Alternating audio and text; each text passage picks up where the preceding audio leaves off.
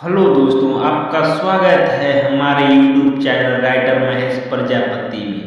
दोस्तों, आज हम खेसारी भैया के कोको कोला सॉन्ग पे एक देवी गीत लेकर आए हैं जो फुल और फ्री है। तो चलिए स्टार्ट करते हैं मुखड़े के साथ। चलो रघुजेला माई के नारा, माई के महिमा तो होला ही न्यारा। और चारों रघुजेला माई के नारा, माई के महिमा तो होला ही न्यारा। सब सुख मिलेला माई के चरनिया, हो माई के चरनिया।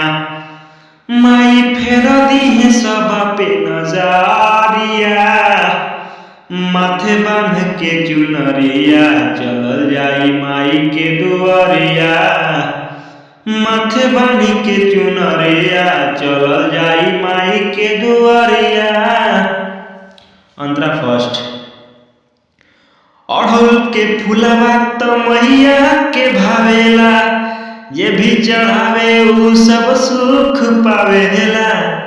हवे महिमा महान सब जानेला, नारा लगावत रहे हो सबरिया, किए हो सवरिया।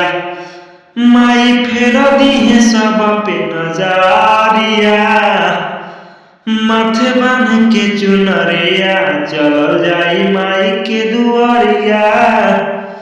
माथे बांध के चुनरिया चलल जाई माई के दुआरिया। अंतरा 2।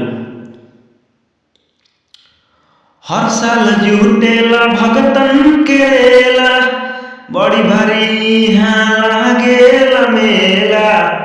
महेश राज गीत तू गावना, औरी भक्ति में सबके झुमावना। माई नाम लेला मिट जाई दुखवा दर्दिया, हो दुखवा दर्दिया। माई फेर दी है सब पे नजरिया, माथे बांध के चुनरिया चलल जाई माई के दुआरिया। माथे बांध के चुनरिया चलल जाई माई के दुआरिया।